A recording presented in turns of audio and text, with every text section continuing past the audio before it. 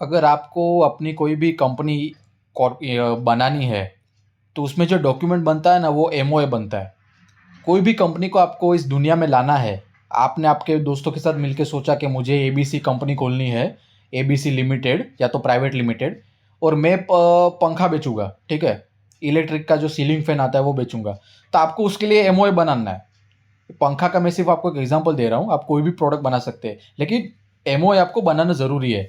इस वीडियो में हम समझेंगे उसका मीनिंग क्या होता है, एमओए कब बनता है, एमओए नहीं होता है तो क्या होगा, एमओए का क्या पर्पस होता है, कौन से फॉर्म में वो आता है, फ़ायदा नुकसान क्या होता है, और कौन कौन से कंटेंट उसमें होते हैं एमओए में। नाम हो गया, रजिस्टर ऑफिस हो गया, ऑब्जेक्ट हो गया, लायबिलिटी है, कैपिटल क्लॉज हो गया, एसोसिएशन है। उसके ऊपर मैंने एक केस लो भी दिया है जो बहुत इंपॉर्टेंट है, और उसका हम कंक्लूजन भी देखेंगे दोस्तों, ठीक है।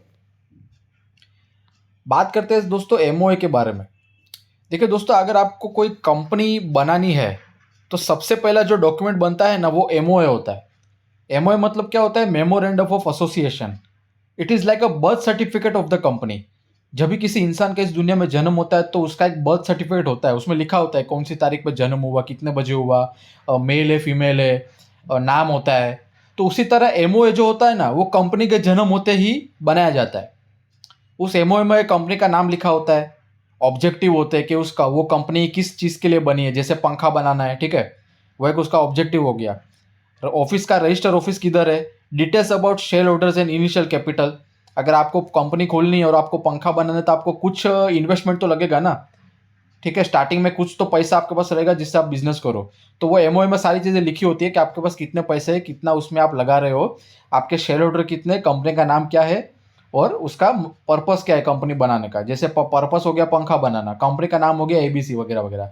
तो जैसे एक इंसान का बर्थ सर्टिफिकेट होता है वैसे ही कंपनी का एक एमओए होता है जो कंपनी के लिए बर्थ सर्टिफिकेट माना जाता है।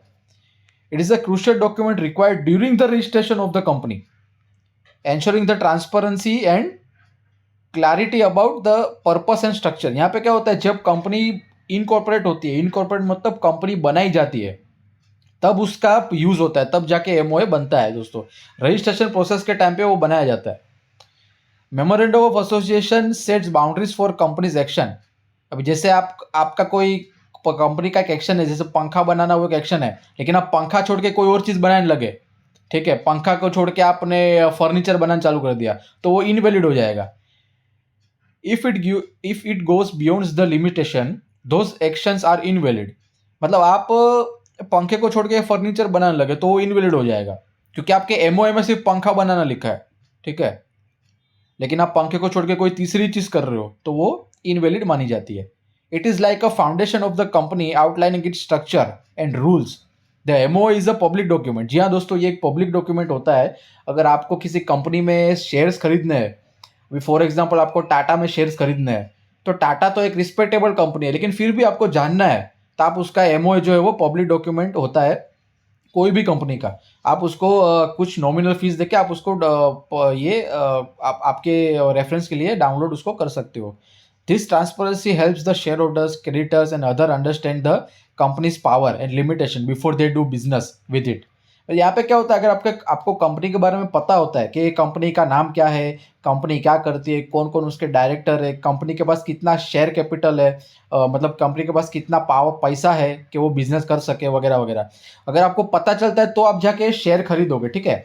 तो ये आपको एक सेफ्टी देता है, आपको एक भरोसा देता है कि हाँ इस कंपनी में मैं शेयर डाल रहा हूँ और इसकी इन्फॉर्मेशन जो है वो मुझे सही सही मिल चुकी है। तो एमओ जो है वो पब्लिक डॉक्यूमेंट माना जाता है। It is also useful for potential investor, जैसे मैंने आपको पहले बताया इन्वेस्टर्स के बारे में, to decide if they want to invest और नॉट। मतलब आपको अगर कंपनी के बारे में पता चल गया और आपको लगा कि कंपनी अच्छी है तो आप इन्वेस्टमेंट करोगे ही करोगे, बराबर है। It needs to be sign by at least 2 people for private company. अगर आप प्राइवेट कंपनी खोलते हो तो उस एमओए के अंदर 2 लोग का साइन होना चाहिए प्राइवेट कंपनी में। अगर आप पब्लिक कंपनी खोलते हो तो कम से कम 7 लोग चाहिए, उसी लोग को मेंबर माना जाता है दोस्तों, ठीक है, उसी लोगों को मेंबर्स माना जाता है। अब बात करते हैं व्हेन एमओए इज मेड। जैसे मैंने आपको पहले बताया, कंपनी जब बनती है, कंपनी का जब एक आविष्कार हो जाता है, कंपनी का एक जन्म हो जाता है इस दुनिया में, आपने अपने माइंड में सोचा कि मुझे एबीसी लिमिटेड कंपनी खोलनी है, लेकिन आप रजिस्ट्रेशन करते हो उसका, तब जाके उसका एक जन्म होता है कंपनी का। During the formation of company MOA बनाया जाता है। Submitted to the registrar of companies during the incorporation. आप कोई भी कंपनी को बनाते हो तो आरओसी में रजिस्टर करना पड़ता है, उसका एक अलग प्रोसीजर है। अगर आपको वीडियो चाहिए तो मैं बना दूंगा, लेकिन इस वीडियो में हम सिर्फ एमओए के बारे में बात करेंगे। What will happen if MOA is not, there is no MOA, no legal basis for company's existence. मतलब यहाँ पे मैंने आपको पहले क्या बताया कि कंपनी का एमओए के अंदर कंपनी का नाम होता है और उसका ऑब्जेक्ट क्या है, किस पर्पस के लिए कंपनी बनी है वो लिखा होता है, ऑफिस एड्रेस लिखा है, details about its share holder लिखा है, इनिशियल कैपिटल क्या है, सब लिखा है। तो अगर एमओए होता ही नहीं तो आपके पास ये सारी इन्फॉर्मेशन भी नहीं होती, कंपनी का नाम क्या है, क्या उसका पर्पस है, क्यों बनाई गई कंपनी, क्या प्रोडक्ट बेचेगी, कितना कैपिटल है, वगैरह वगैरह। ठीक है। दूसरा है clarity, lack of clarity on company's purpose. MOA क्या होता है, कंपनी का एक ऑब्जेक्टिव उसमें लिखा रहता है। ठीक है, ये देखो ये ऑब्जेक्टिव है, कंपनी का एक नाम है, अता पता है। ठीक है, तो ये सारी चीज़ें उसमें लिखी होती है। लेकिन यहाँ पे क्या होता है, आप एमओए होगा नहीं तो ये सब चीज़ भी आपको क्लियरिटी नहीं मिलेगी और आप उसमें इन्वेस्टमेंट भी नहीं कर पाओगे। अगर पुरानी कंपनी है तो आपको उसके ऊपर भरोसा रहेगा, लेकिन नई नई कंपनी है तो आपको उसका एमओए तो लगेगा ना देखने के लिए क्या कैसा है। Inability to define company scope and power, मतलब कंपनी क्या करेगी। अगर मैं, जैसे मैंने आपको बताया आपको पंखा बनाना है तो कंपनी जो है उसका एक पावर होता है कि भाई पंखे की जो मार्केट है उसमें इन्वेस्ट करेंगे हम लोग। ठीक है, तो कंपनी को खुद को भी पता नहीं चलेगा कि भाई मेरा पावर क्या है। Risk of legal challenges and dispute, अभी जैसे आपने कंपनी ओपन कर दिया एबीसी लिमिटेड और आपने एमओए बनाया ही नहीं, आपने अब सोचा था कि भाई पंखा बनाएंगे, लेकिन आपके साथ साथ जो बाकी के मेंबर्स है वो पंखे के साथ साथ फर्नीचर बनाने लगे, तो भविष्य में कोई डिस्प्यूट होता है तो आप प्रूव ही नहीं कर पाओगे कि भाई पंखे के लिए कंपनी बनाया था, सामने वाले बोलेगा नहीं फर्नीचर के लिए बनाया था, तो डिस्प्यूट भी एक हो सकता है। ठीक है। Difficulty in obtaining necessary approvals and license, सबसे पहले बात तो ये जो रिस्क ऑफ, जो मैंने आपको अभी एग्जाम्पल दिया वो एग्जाम्पल जनरली होता नहीं है, क्योंकि आप कंपनी को रजिस्टर ही नहीं कर पाओगे विदाउट एमओए। आपको एमओए बनाना ही पड़ेगा कंपनी जब इनकॉर्पोरेट करनी है, यानी कि कंपनी को रजिस्टर करने से पहले आपको एमओए बनाना जरूरी है। यहाँ लास्ट पॉइंट क्या लिखा है, आप एलिजिबल ही नहीं होगे कंपनी बनाने के लिए, क्योंकि विदाउट एमओए कंपनी बनी नहीं सकती। ठीक है, जब कंपनी को रजिस्टर करते हैं तब एमओए बनाना जरूरी है। अब बात करते हैं दोस्तों पर्पस क्या है एमओए का। मैंने आपको बताया यहाँ पे एमओए क्या होता है, कंपनी का एक बर्थ सर्टिफिकेट होता है जिसमें नाम, अता पता सब लिखा होता है, कंपनी क्या करेगी, कैसे करेगी, क्या कितने शेयर होल्डर है, कितना कैपिटल वगैरह। अब एमओए बनाने का क्या महत्व है, क्या उसका पर्पस है, एमओए का हेतु क्या होता है। It provides a road map, outlines the company's goal. यहाँ पे गोल क्या है, कंपनी का पंखा बनाना। ठीक है, तो ये एमओए में लिखा होता है कि भाई हम पंखा बनाएंगे और इतने में ये पंखे बनाएंगे हम लोग, ceiling fan. Set boundaries, define what the company can do and can not do. अभी जैसे कैन डू में क्या होता है, पंखा बनाएंगे, और कैन नॉट डू में क्या आएगा, बाकी के पंखे को छोड़ के बाकी के कोई भी काम नहीं करेंगे और बाकी कोई किसी चीज में इन्वेस्ट भी नहीं करेंगे पंखे को छोड़ के। हाँ, अगर कोई नई टेक्नोलॉजी आती है उसमें आप इन्वेस्ट करते हो तो पंखे के रिलेटेड ही होती है। ठीक है, उसमें आप इन्वेस्ट करते हो तो चलता है, लेकिन आप अगर एकदम आउटसाइड चले गए, जैसे फर्नीचर बनाना है, तो उसमें आप नहीं जा सकते। Establish structure, details about company's organisation framework, मतलब यहाँ पे क्या होता है, एमओए में सारी चीजें लिखी होती है, कंपनी का नाम होता है, एड्रेस होता है, एक बेसिक स्ट्रक्चर होता है कि भाई कंपनी क्या करेगी। तो उसमें क्या होता है, एक स्केलेटन आइडिया बन जाता है एमओए का। तो ये एमओए का एक पर्पस हो गया। अब चौथा पॉइंट है ensures transparency, help shareholders, creditors and others to understand the company strict rule. यहाँ पे मैंने आपको क्या बताया था, एमओए जो है वो एक पब्लिक डॉक्यूमेंट है। देखो यहाँ पे मैंने लिखा है MOA is a public document. तो पब्लिक डॉक्यूमेंट क्यों रखा है, जब आप कोई नई कंपनी खोलते हो और आप जो शेयर होल्डर है मार्केट में, जो आम आदमी है, उसको अगर आपकी कंपनी में इन्वेस्ट करना है तो उसको भरोसा कैसे आएगा आपकी कंपनी पे कि आपकी कंपनी अच्छी है या फ्रॉड है। तो एमओए डाउनलोड करके वो देख सकता है कि हाँ रजिस्टर कंपनी है और उसका पर्पस जो है वो अच्छा है। तो इसीलिए बोला जाता है कि help shareholders, creditors and others to understand the company's basic rule and power. Guides decision making, potential investors in making the inform decision. यहाँ पे क्या होता है, जब एमओए आदमी के पास आ जाता है तो उसको एक डिसीजन लेने का आसान पड़ता है कि भाई आपकी कंपनी में पैसा डाले या नहीं डाले। लीगल रिक्वायरमेंट क्या है, लीगल रिक्वायरमेंट है मैंडेटरी फॉर रजिस्ट्रेशन।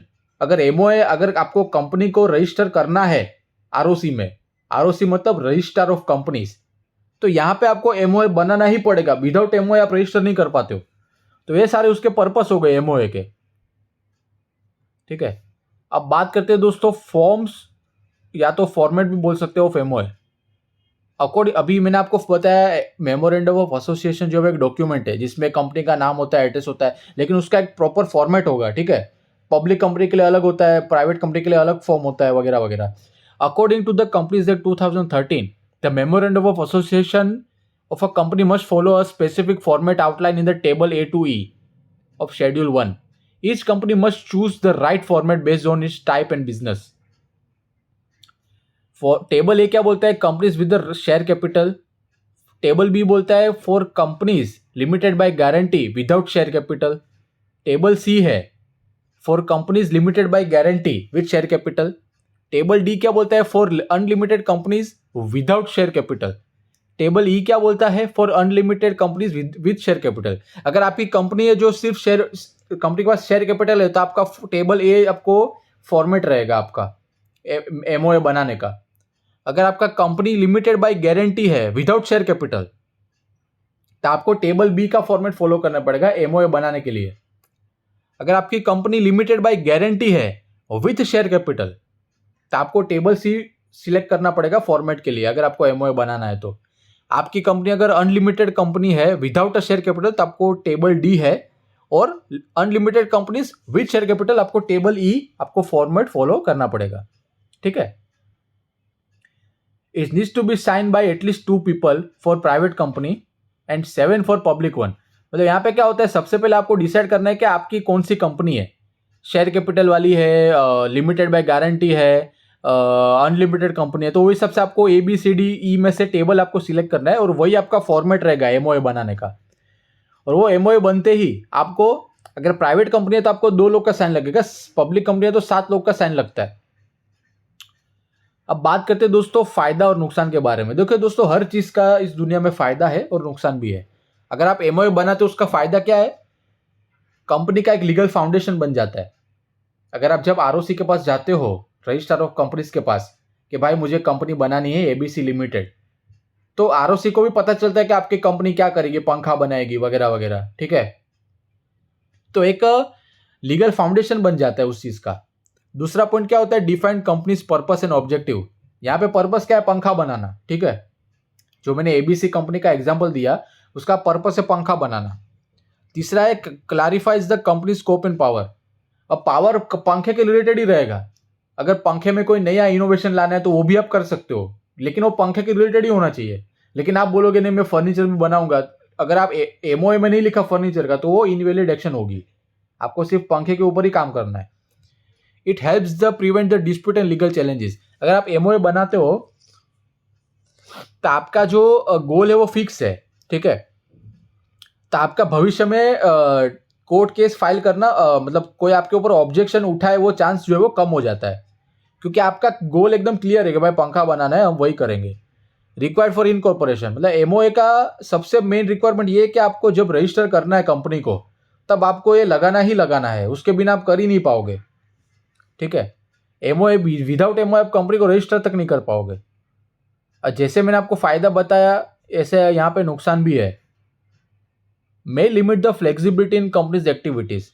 अभी जैसे आप सिर्फ पंखे बना सकते हो, दूसरा कोई काम नहीं कर पाओगे, तो ये एक आपका एक अच्छी बात है, क्योंकि आपका आपका गोल पता है, लेकिन एक स्टक हो जाओगे, आपको उसी चीज में काम करना पड़ेगा। Requires formal amendment for changes. अभी जैसे आपने एबीसी कंपनी खोली और आपने सोचा था कि भाई मैं पंखा ही बनाऊंगा, लेकिन 10 साल बाद आपकी कंपनी अच्छी चल गई और आपको बल्ब भी बनाना है, ठीक है। तो आपको वो अमेंडमेंट लाना पड़ेगा, उसमें वो अमेंडमेंट टाइम लगता है और एक लीगल फॉर्मेलिटी फॉलो करनी पड़ती है, तो उसमें वो एक टाइम कंज्यूमिंग प्रोसेस हो गया, तो ये भी एक उसका डिसएडवांटेज हो गया। तीसरा पॉइंट है can be complex and lengthy document. अभी जैसे मैंने आपको वीडियो के स्टार्टिंग में बताया, कंपनी का नाम होता है, पर्पस होता है, ऑफिस एड्रेस होता है, सब होता है, तो ये बहुत ही लंबा डॉक्यूमेंट बनता है, तो ये भी एक उसका डिसएडवांटेज है। जब आप साइन लेने जाओगे लोगों का, प्राइवेट कंपनी में 2 लोग का साइन लगता है, पब्लिक कंपनी में 7 का, तो सब लोग पढ़ेंगे, बहुत टाइम कंज्यूमिंग होता है। May not cover all future business scenario. मतलब यहाँ पे क्या होता है, जैसे मैंने आपको बताया कि आज आपने पंखे बनाने का कंपनी ओपन किया, 10 साल बाद आपको लगा कि अरे भाई मेरे को बल्ब बनाने का है, तो यहाँ पे फ्यूचर का आपको पता नहीं है ना, आपको ये भी नहीं पता था कि पंखा चलेगा कि नहीं चलेगा, लेकिन 10 साल तक चल गया और आपने अच्छा खासा पैसा कमाया, आपकी कंपनी का नाम भी हो गया एबीसी का। आपने सोचा कि अभी बल्ब की मार्केट में उतरते हैं, तो जब आपने एमओए बनाया आपको ये नहीं पता कि मैं फ्यूचर में बल्ब में जाऊंगा। तो एमओए जो है वो सिर्फ प्रेजेंट मोमेंट पे काम करता है, फ्यूचर आपका बिजनेस कहाँ जाएगा वो आपको पता नहीं होता। तो ये भी एक उसका डिसएडवांटेज है। हालांकि आप उसको अमेंडमेंट कर सकते हो, ठीक है, पंखे के साथ साथ बल्ब का कॉन्सेप्ट भी डाल सकते हो एमओए में, लेकिन उसका एक अमेंडमेंट का लेंथी प्रोसेस है। Failure to may lead to legal, अभी यहाँ पे देखो लास्ट पॉइंट क्या लिखा है, अगर आप बराबर उसको फॉलो नहीं करते या फिर बराबर एमओए नहीं बना तो उसका लीगल एक्शन भी हो सकता है, क्योंकि आपको क्लियरिटी नहीं मिलता उस चीज का। तो उसी तरह से यहाँ पे फायदा भी होता है और हर चीज का एक नुकसान भी है। अब देखो दोस्तों, सबसे मेन बात कंटेंट्स ऑफ एमओए। यहाँ पे क्या होता है, नेम क्लोज होता है, रजिस्टर ऑफिस क्लोज होता है, ऑब्जेक्ट क्लोज होता है, liability capital and association close होता है दोस्तों। तो ये सारा चीज आज हम इस वीडियो में समझेंगे।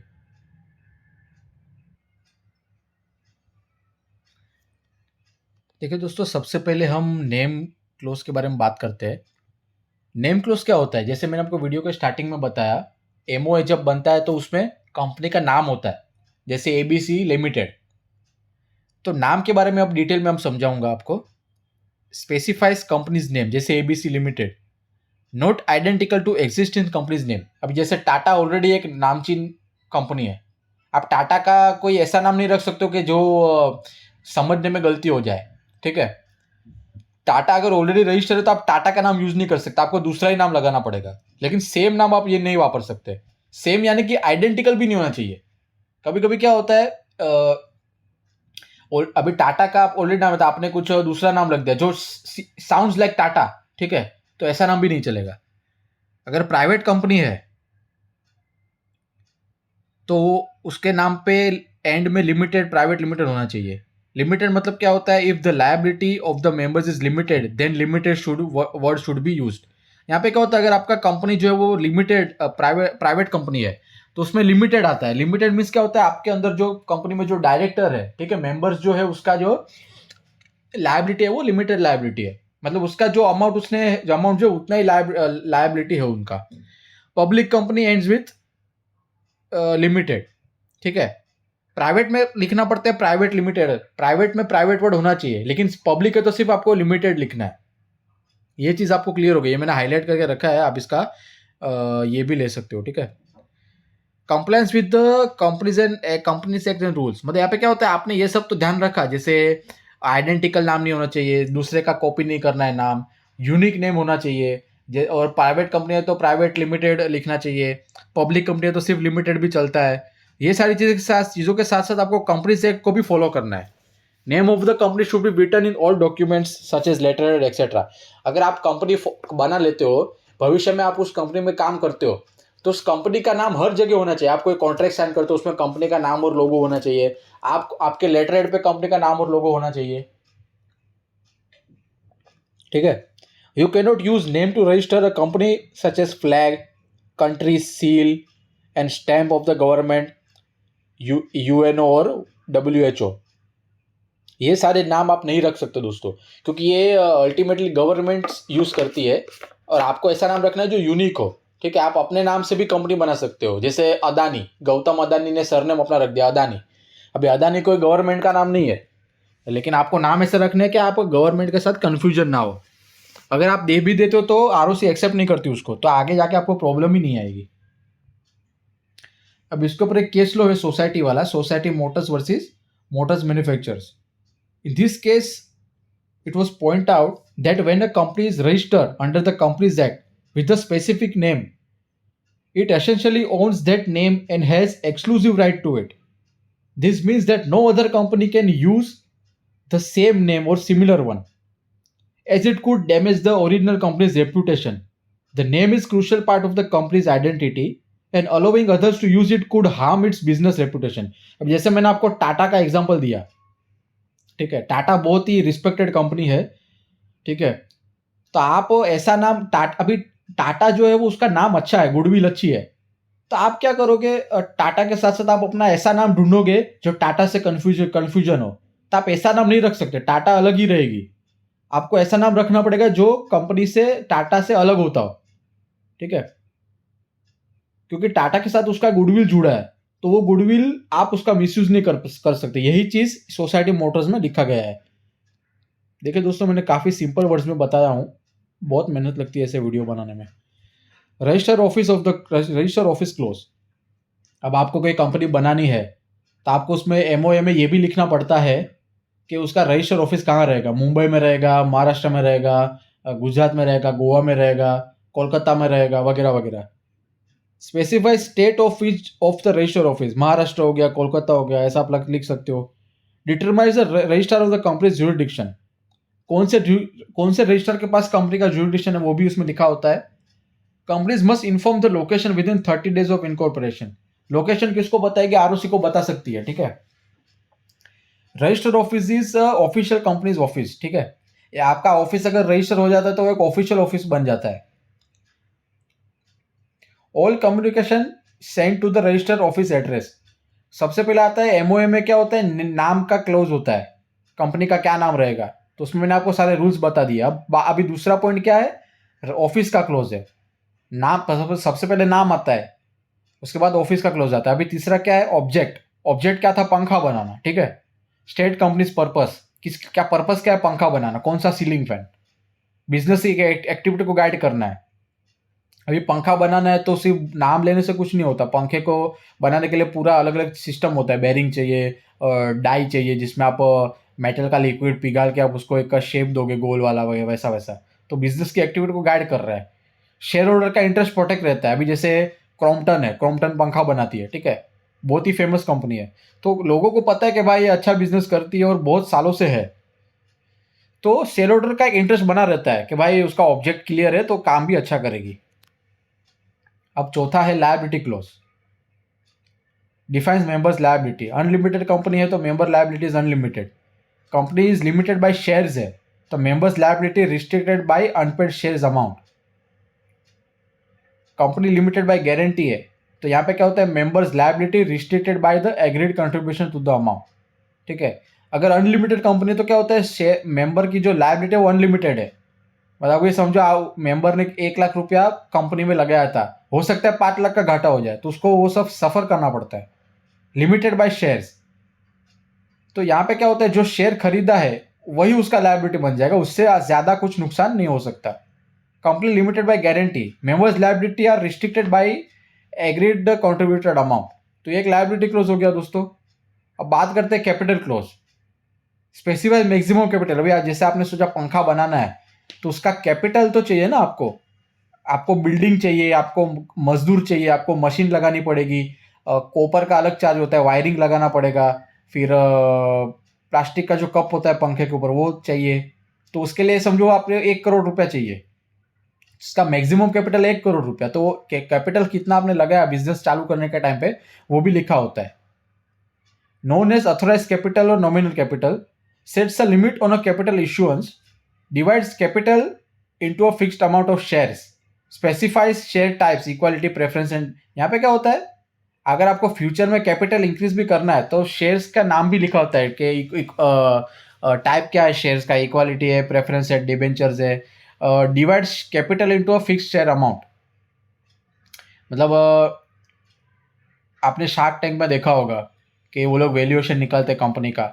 जैसे 1 करोड़ मांगा है 2% के लिए, ठीक है, तो वो 1 करोड़ का शेयर होता है। समझो एक बात है, 1 करोड़ के शेयर्स खरीदे तो कंपनी का वैल्यूएशन वो हिसाब से होता है 2% के हिसाब से। तो एक शेयर हो गया, ठीक है, एक एग्जांपल देता हूं मैं। तो यही चीज होती है कैपिटल के बारे में। अब बात करते हैं सबसे last, association clause. We wish to establish a company as outlined in the memorandum of association. We also commit to acquiring the numbers of shares specified next to our names in the company's capital. Association में क्या होता है, जितने भी members है वो एक paragraph enter करते हैं कि भाई हम चाहते हैं कि हम सब मिलके पंखे बनाने की कंपनी खोलते हैं। हमने अपना शेयर्स भी खरीदा है, या तो खरीदा नहीं है तो फ्यूचर में हम खरीदेंगे जब हम एमओए बनाएंगे, क्योंकि फ्यूचर में ही खरीद पाएंगे। क्योंकि अभी तो आप एमओए बना रहे हो ना, एमओए कब बनता है, जब कंपनी का रजिस्ट्रेशन करना बाकी है। एमओए बनने के बाद कंपनी रजिस्टर होती है, तो रजिस्टर होने के बाद फ्यूचर में वो शेयर्स खरीदेंगे, इसलिए ऐसा लिखा है कि भाई भविष्य में हम शेयर्स खरीदेंगे। तो यही चीज़ होती है एमओए के अंदर। सबसे पहले मैं क्या बताया आपको, नेम क्लोज हो गया, ठीक है। कंटेंट्स ऑफ एमओए में सबसे पहले नेम क्लोज हो गया, रजिस्टर ऑफिस हो गया, ऑब्जेक्ट क्या है पंखा बना, लायबिलिटी क्या है कैपिटल और एसोसिएशन क्लोज हो गया, ठीक है। तो ये सारी चीज़ें जो है वो एमओए के अंदर होती है। अब दोस्तों बात करते हैं कंक्लूजन के बारे में। Memorandum of association serves as a document for a company providing a clear blueprint of its purpose and scope. While it is established a strong legal foundation, it helps to prevent a dispute. Its rigidity may sometimes limit the flexibility in business activities. यहाँ पे क्या होता है MOA का, मैंने आपको फायदा बताया कि भाई कंपनी का क्या स्ट्रक्चर होगा, कंपनी के अंदर कितना कैपिटल है, उसका रजिस्टर ऑफिस कहाँ पे होगा, कंपनी क्या बनाएगी वगैरह वगैरह। लेकिन वो चीज़, उसका एक नुकसान ये भी है कि वो बहुत ही कॉम्प्लेक्स हो जाता है। कभी कभी वर्ड्स का मिसयूज करके लोग केस भी फाइल करते हैं कंपनी पे, तो उसको चलने के लिए फिर 10-10 20-20 साल तक लग जाता है। तो ये भी एक फ़ायदा है, उसका नुकसान भी है, फ़ायदा भी है। तो यही चीज़ मैंने आपको समझाई आज एमओए के अंदर कि भाई वो कैसा होता है, क्या होता है। तो अगर आपको कोई डाउट है तो आप कमेंट सेक्शन में बता सकते हैं। शुक्रिया।